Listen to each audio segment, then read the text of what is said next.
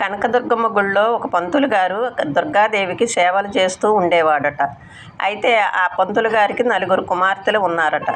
గాజుల set ఒకరోజు వెళుతూ ఉంటే, మా అమ్మాయిలకి గాజులేసి వెళ్ళువయ్యా అని చెప్పాడట. సరే అని చెప్పి వాళ్ళ అమ్మాయిలకి గాజులు వేశాడంట. ఇంకొక అమ్మాయి కూడా వచ్చిందంట. వచ్చి నాకు కూడా గాజులు వేయమంటే ఆ అమ్మాయికి కూడా వేశాడంట. వేసిన తర్వాత పంతులు గారిని డబ్బులు ఇవ్వండి అని అడిగాడట. ఎంతయ్యా అంటే 5 అమ్మాయిలకి గాజులు వేశాను అని చెప్పాడట.